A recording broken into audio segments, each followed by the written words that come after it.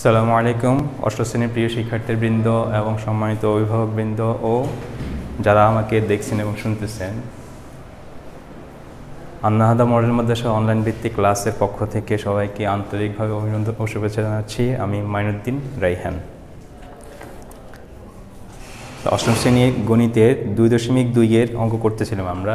এর আগে আমি একটা ভিডিওতে 2.2-এর সাধারণ অঙ্কগুলো সৃজনশীল ছাড়া ওইখান থেকে 4টা অঙ্ক করেছিলাম একটা ভিডিওতে। আজকে আমরা ভিডিওতে করব হচ্ছে আমরা এই 3টা অঙ্ক করব, 3টা সৃজনশীল করব 2.2-এর। একটা হচ্ছে উদাহরণ 5 আর অনুশীলনী 13 এবং 14। তো উদাহরণ 5টা আমি একটু পরে করব, আগে বইয়ের ভিতর থেকে অনুশীলনীর ভিতর থেকে 13 এবং 14 এই দুটো আগে করে নিব। তো সবাই মনোযোগ দিয়ে দেখবে এবং বুঝে নেবে ইনশাআল্লাহ। শুরু করি আমরা। প্রথম 13 নম্বর, একই হার চক্রবৃদ্ধি মুনাফায় কোনো মূলধন 1 বছরান্তে সবৃদ্ধি মূল 19,500 টাকা এবং 2 বছরান্তে সবৃদ্ধি মূল 20,280 টাকা হলো। আচ্ছা, এখানে একটা কথা বলে রাখি, আমরা যে 4টা অঙ্ক আগে করেছিলাম ওই 4টা অঙ্কের ভিতর থেকেই এই 13 এবং 14 এই দুটা সৃজনশীল করা হয়েছে। এই জন্য ওই 4টা অঙ্কের সাথে এই সৃজনশীল দুটা কিছুটা মিল আছে, শুধু সংখ্যার এদিক সেদিক আছে। আর 2-1টা প্রশ্ন সৃজনশীল, যেহেতু 2-1টা প্রশ্ন বাড়তি যোগ আছে, এই খেয়াল করবেন ইনশাআল্লাহ। তাহলে ক এ বলছে মুনাফা নির্ণয়ের সূত্র, খ এ বলছে মূলধন নির্ণয় করো, গ এ বলছে একই হারে উক্ত মূলধনের জন্য 3 বছর পর সরল মুনাফা ও চক্রবৃদ্ধির মুনাফার পার্থক্য নির্ণয় করো।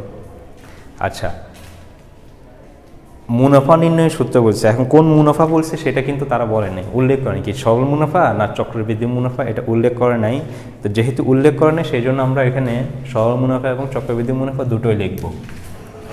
13,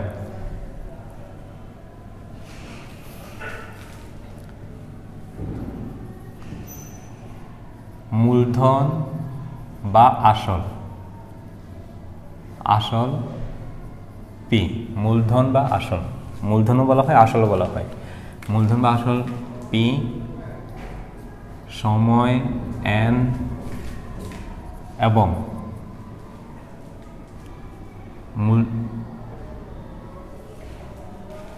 মুনাফার হার,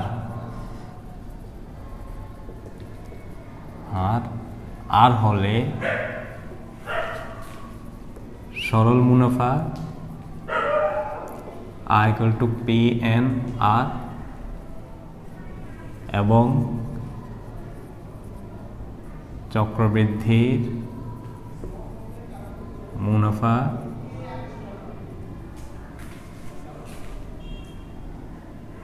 সমান C মাইনাস P। সি হচ্ছে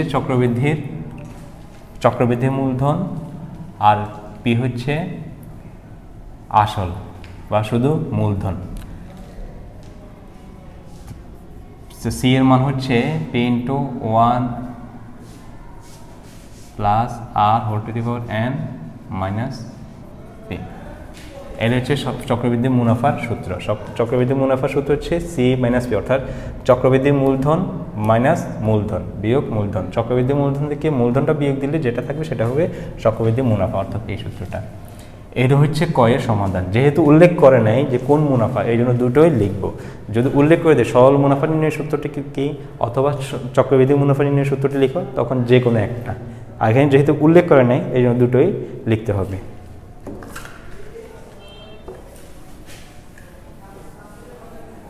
তারপর ক্ষয়ে যাও, ক্ষয়ে বলছে মূলধন নির্ণয় করো। আচ্ছা, মূলধন নির্ণয়ের জন্য আমরা ওই যে প্রথম দুইটা নির্ণয় করতে হবে, চক্রবৃদ্ধি মূলধনে 1 বছরান্তে এবং 2 বছরান্তে মূলধন করে নির্ণয় করতে হবে। খ মূলধন পি, তারপর হচ্ছে মুনাফার হার আর এবং সময় এন হলে আমরা জানি লাগবে না।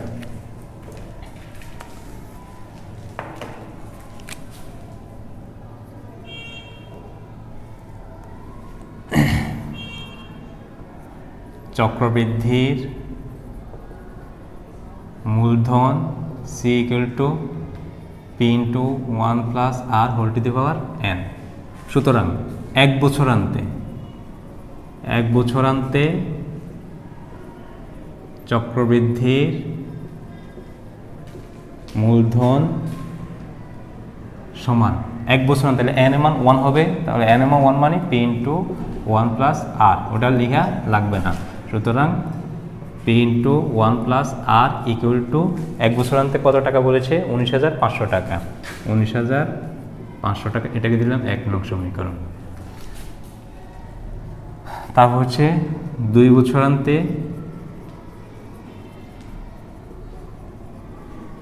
চক্রবৃদ্ধির মূলধন সমান p into 1 plus r, n এর মান এখন 2 বছরান্তে, যেহেতু n এর মান 2 বছর হয়ে যাবে, সুতরাং p into 1 plus r whole to the power square equal to, এটা হচ্ছে 20,280, এটাকে দিলাম 2 নং সমীকরণ।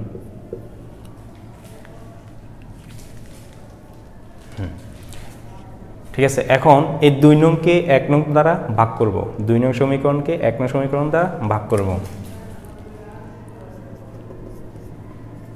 2 নংকে 1 নং দ্বারা ভাগ করে পাই, এটাকে অনেকে অনেকভাবে লিখে। এখানে 2 নং সমীকরণকে 1 নং সমীকরণ দিয়ে ভাগ করে পাই, তাও অসুবিধা নাই। আবার সমীকরণ 2কে সমীকরণ 1 দিয়ে ভাগ করে পাই, তাও সমস্যা নেই। আবার এটাও লিখে 2 নংকে 1 নং দ্বারা ভাগ করে পাই।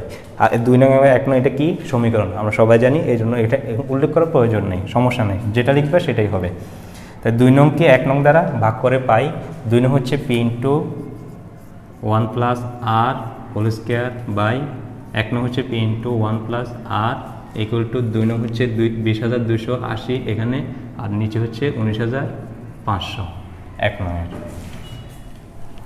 বা এখানে একটু ভাঙিয়ে লিখি, p কাটাকাটি যায়, 1 প্লাস r যেহেতু স্কোয়ার আছে তাহলে 2 বার লিখতে পারি, 1 প্লাস r, আর নিচে হচ্ছে শুধু 1 প্লাস r ইকুয়াল টু, আচ্ছা এখানে দেখো, এখানে উভয়টাকে 195 দ্বারা ভাগ করে যায়, এটাকেও 195 দ্বারা ভাগ করা যায়, এটাকে 195 দ্বারা ভাগ করা যায়। এটাকে 195 দ্বারা ভাগ করলে হয় 100, আর এটাকে ভাগ করলে হয় 104। হর ও লবকে 195 দ্বারা ভাগ করে, তাহলে এখানে পেলাম 100 ভাগের 104।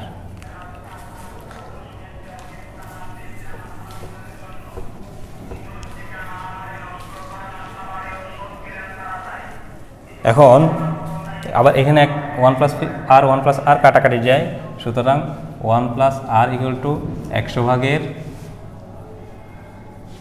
104। ঠিক আছে, এখন এই 1 প্লাস r এর মান 1 নং সমীকরণে বসাবো। 1 প্লাস r এর মান 1 নং এ বসিয়ে পাই, 1 নং ছিল p into 1 plus r equal two 19,500 বা p ইন্টু 100, এটার মান হচ্ছে 100 ভাগের 104 সমান 19,500 বা p, এটা পুরোটা ভগ্নাংশ আছে, ভগ্নাংশকে এদিকে নিয়ে আসবো, এদিকে নিয়ে আসলে 19,500 গুণ, এটা যেহেতু ভগ্নাংশ আছে এটা গুণ অবস্থা আছে, এদিকে একটা ভাগ হবে, তার মানে এটা উল্টে যাবে, তাহলে 104 নিচে আর উপর হবে 100। ঠিক আছে, আর সম্পূর্ণটা হিসাব করে আমরা পাবো হচ্ছে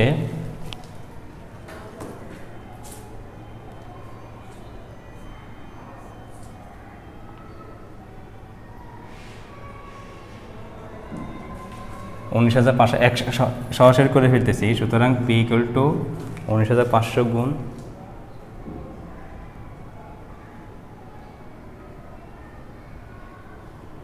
18,750, অর্থাৎ মূলধন ছিল হচ্ছে 18,750 টাকা।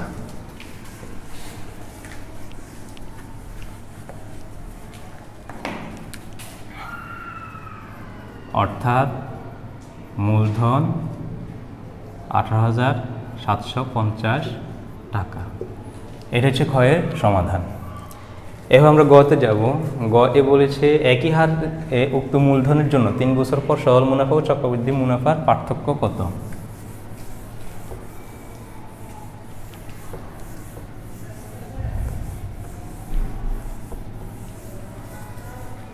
একই হারে, অর্থাৎ মুনাফার হার সমান থাকবে।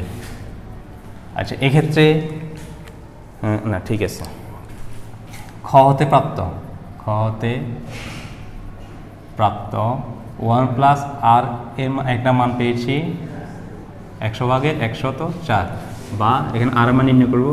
আর ইকুয়াল টু 1টা এদিকে নিয়ে যাবো, প্লাস আছে এদিকে একটা মাইনাস হয়ে যাবে, 100 ভাগের 104 মাইনাস বিয়োগ 1, বা আর ইকুয়াল টু লসাগু 100 হলে তাহলে 104 বিয়োগ 100, বা এটা আশা করি তোমরা জানো লসাগু কীভাবে করতে হয়, তাহলে আর বললাম না। আর ইকুয়াল টু 100 ভাগের বিয়োগ করলে হবে 4, সুতরাং আর ইকুয়াল টু 4 দিয়ে 100কে ভাগ করলে 25 ভাগের 1, অর্থাৎ মুনাফার হার 25 ভাগের 1, 4%। মুনাফার হার 4%, এখান থেকে 4% আসছে, 4 গুণ 100 ভাগের 1 মানে হচ্ছে 4%।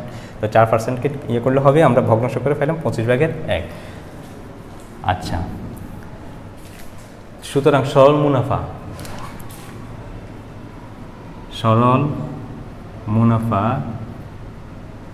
আর ইকুয়াল টু পি এন আর।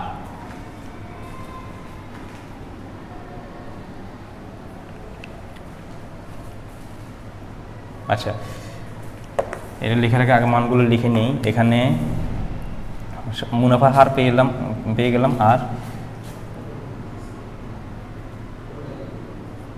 আবার মূলধন পি সম হচ্ছে 18,750 টাকা। এটা পাইছি খ হতে। তারপর হচ্ছে সময় এন সমান হচ্ছে কয় বছর? 3 বছর।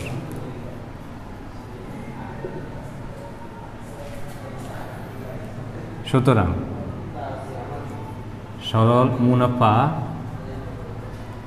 আয় সমান হচ্ছে পি এন আর সমান পি এর মান হচ্ছে 18,750 গুণ এন এর মান হচ্ছে 3 গুণ আর এর মান হচ্ছে 25 ভাগের 1 টাকা। তাহলে এটা সম্পূর্ণটাকে হিসাব করে ফেলি আমরা।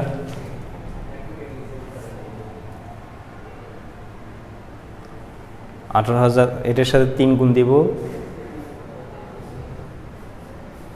গুণ 3 ইকুয়াল টু হয় 56,250। তারপর এটাকে আবার 25 গুণফলটাকে 25 দ্বারা ভাগ করব, 2,250 টাকা সমান 2,250 টাকা। এটা হচ্ছে সরল মুনাফা। এরপর চক্রবৃদ্ধি মুনাফা নির্ণয় করতে হবে। চক্রবৃদ্ধি মুনাফা নির্ণয় করার জন্য আগে চক্রবৃদ্ধি মূলধনটা নির্ণয় করতে হবে।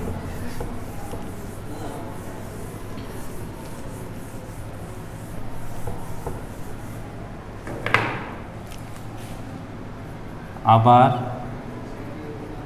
চক্রবৃদ্ধির মূলধন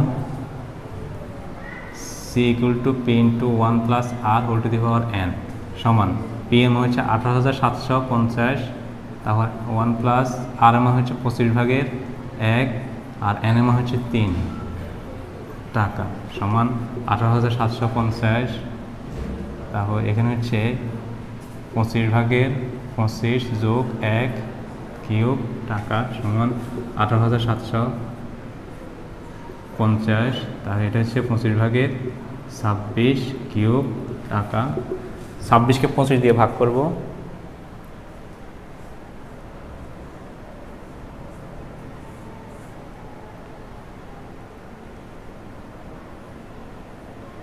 (1.04) 18,750 1.04 ঘন কিউব। এখন 18,750 গুণ এটাকে যদি 3 বার গুণ দিই তাহলে একটা মান পাবো, গুণ 1.04 গুণ 1 পয়েন্ট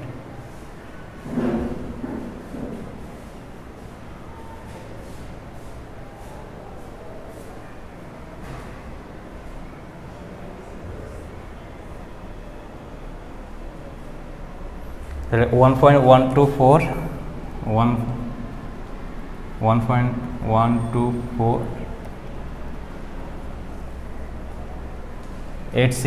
864 সমান। আবার এখন এটাকে পুরোটা গুণ করব, এটা হচ্ছে টাকা গুণ 18,750, তাহলে 21,000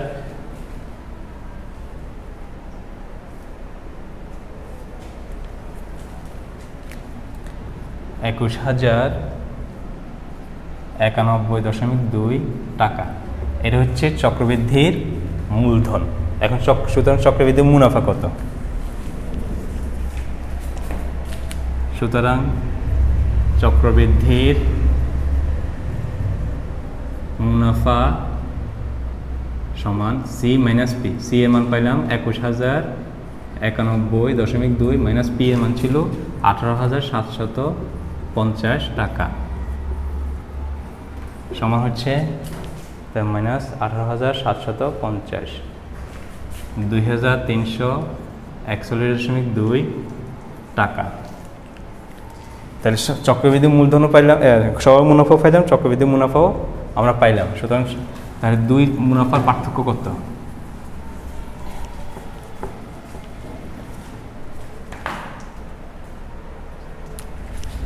সুতরাং সরল মুনাফা ও চক্রবৃদ্ধির মুনাফার পার্থক্য সমান, এখানে হচ্ছে 2,341.2 বিয়োগ, আর ওটা পেয়েছিলাম আমরা, ওটা কত পেয়েছিলাম?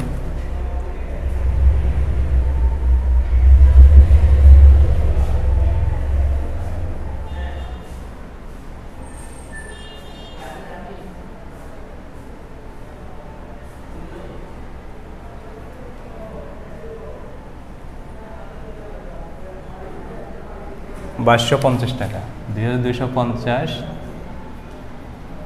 টাকা সমান। এখন এটা থেকে এটা বিয়োগ করব, তাহলে 2,341.2 বিয়োগ 2,250 91.2 টাকা, 91.2 টাকা।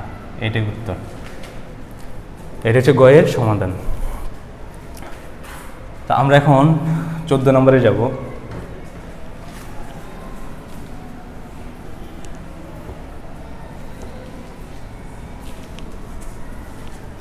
14 নম্বরে বলেছে, আজমল সাহেব কোনো ব্যাংক থেকে 3,000 টাকা জমা রেখে 2 বছর পর মুনাফা সহ 3,600 টাকা পেয়েছেন। সরল মুনাফার হার নির্ণয় করো। অর্থাৎ যে টাকাটা উনি পেয়েছেন সেটা সরল মুনাফা, তাও আরও 3 বছর পর মুনাফা আসলে কত হবে? আর 3,000 টাকা একই হার চক্রবৃদ্ধি মুনাফা জমা রাখলে 2 বছর পর চক্রবৃদ্ধি মূলধন কত হতো? আচ্ছা, কম। সরল মুনাফার হার নির্ণয় করো। সরল মুনাফা নির্ণয় করতে হবে, তবে এখানে মুনাফা আমাকে আগে মুনাফা নির্ণয় করতে হবে। মুনাফাটা এখানে দেওয়া নাই, আমার আসল দেওয়া আছে, সময় দেওয়া আছে।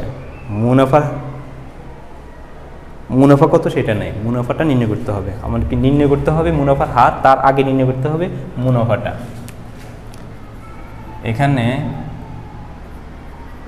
আসল পি সমান হচ্ছে 3,000 টাকা, সময় এন সমান হচ্ছে 2 বছর, মুনাফা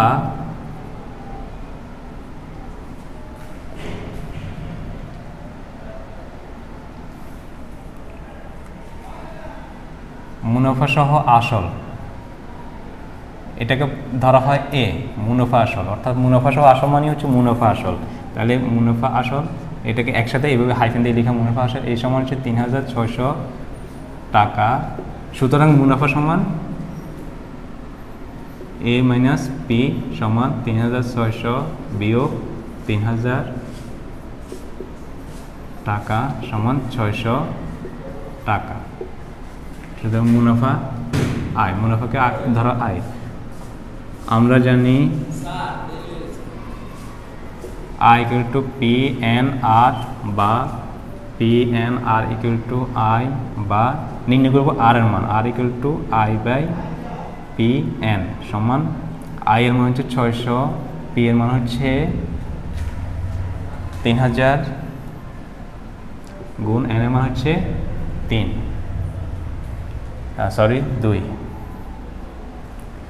তাহলে এখন এই দুটো শূন্য কাটাকাটি যায়, তারপর 6 দিয়ে এটাকে কাটাকাটি যায় 5, তাহলে পাইলাম হচ্ছে 10/1, 5 × 10, উপরে কিছু নেই 1। এখন দেখেন নিচেরটাকে আমি 10 দিয়ে গুণ করবো, উপরেও 1 গুণ 10, তাহলে 10 গুণ 1 10। অর্থাৎ আমি যে পার্সেন্ট নির্ণয় করবো, মুনাফা হার নির্ণয় করবো, তখন নিচেরটাকে সবসময় আমাকে 100 বানাইতে হবে, যেমন করে হোক নিচেরটাকে আমাকে হরকে সবসময় 100 করতে হবে। তো 10-এর সাথে কত গুণ করলে 100 হবে? 10 গুণ করলে, যেহেতু নিচে 10 গুণ করলাম, উপরে আমাকে 10 গুণ করতেই হবে। সমান, তাহলে নিচে হচ্ছে 100 আর উপরে হচ্ছে 10, সমান 10 গুণ 100/1, আলাদা করে নিলাম, সমান 10, 100/1 মানে হচ্ছে পার্সেন্ট, অর্থাৎ মুনাফার হার 10%।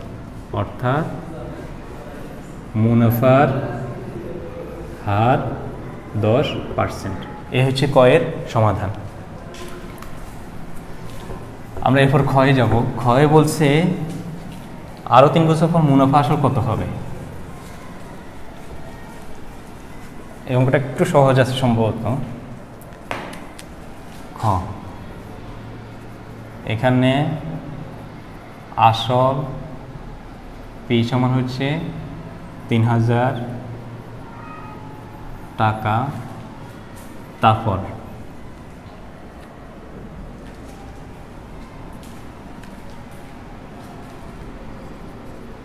মুনাফার হার আর সমান পেয়েছি কত? 10%। খ হতে সমান 10% মানে হচ্ছে 100/10 সমান 10/1, এটা কাটাকাটি যায়। তারপর সময় এন সমান, এখানে বলছে আরও 3 বছর, আর আগে ছিল 2 যোগ আরও 3 বছর মানে 3 বছর, তাহলে মোট হচ্ছে 5 বছর।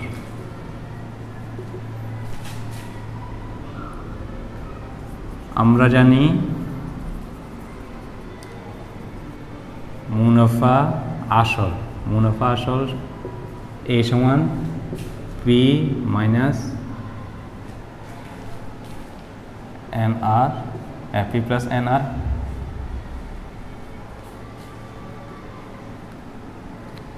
Sorry P into 1 plus N আর,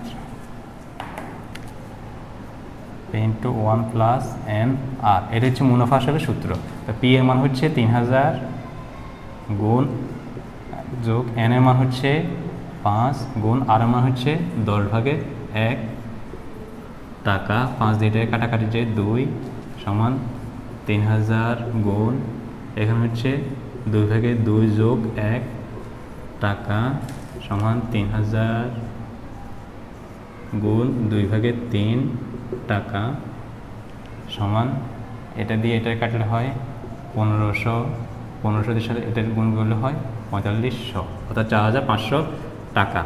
অর্থাৎ মুনাফা আসল আরও 3 বছর পর মুনাফা আসল হবে 4500 টাকা। অর্থাৎ আরও 3 বছর পর মুনাফা আসল 4500 টাকা হবে। অর্থাৎ আরও 3 বছর পর মুনাফা আসল 4500 টাকা হবে। তো এটা হচ্ছে ক্ষয়ের সমাধান। এখন আমরা গতে যাব।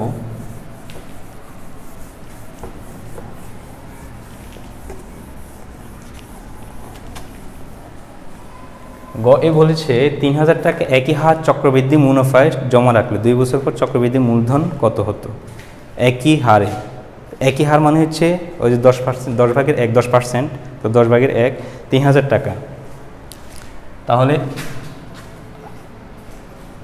এখানে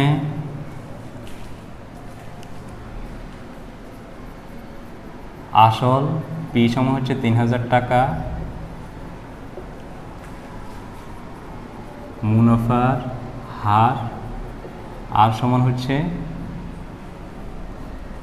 10%, খ হতে 10% হচ্ছে 10/1। কীভাবে এটা আগেই আমরা দেখেছি। তারপর হচ্ছে সময়, n সময় হচ্ছে 2 বছর। সুতরাং চক্রবৃদ্ধির মূলধন C সমান P × 1 + R whole to the power n সমান P এর মান হচ্ছে 3000, 1 + R মান হচ্ছে 10/1 whole to the power n এর মান হচ্ছে 2 টাকা সমান 3000 গুণ এটা হচ্ছে 10/10 + 1 টাকা সমান, এখানে গুণ দিলেও হবে না দিলেও হবে, ব্র্যাকেট মানে হচ্ছে গুণ। 3000 গুণ 10/10 যোগ করলে হয় 11 স্কয়ার টাকা সমান 3000 গুণ 11কে 10 দিয়ে ভাগ দিলে হচ্ছে 1.1, অথবা এখানে আমরা সহজ করে নিই 10/11 গুণ 10/11। এখন দুইটা শূন্য, এখান থেকে দুইটা শূন্য কাটাকাটি যায়, টাকা সমান হচ্ছে, তাহলে 30-এর সাথে 11 এবং 11 গুণ দিতে হবে,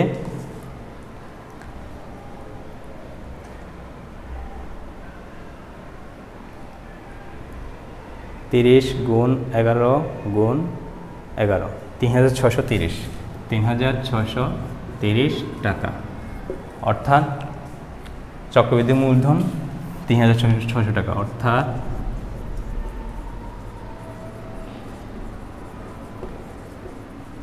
মূলধন 3630 টাকা। এ হচ্ছে 14 সমাধান। তো আজকে আমাকে এখানেই শেষ করতে হচ্ছে। উদাহরণ 5 নংটা আজকে আর করালাম না, ওটা যেহেতু বইতে আছে তোমরা আশা করি বই থেকে দেখে দেখে বুঝে নিতে পারবা, সমস্যা হবে না। তো আজকে 13 এবং 14 করে নিলাম, আজকে এখানে শেষ করতে হবে। তো যেখানে বুঝবা না তোমরা সেখানে ভিডিওটা পজ করে করে স্টপ করে করে বুঝে নিবা, এরপর লিখে নিবা, আশা করি সমস্যা হবে না।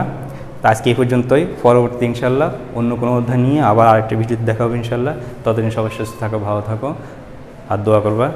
আসসালামু আলাইকুম ওয়া রাহমাতুল্লাহি ওয়া বারাকাতুহু।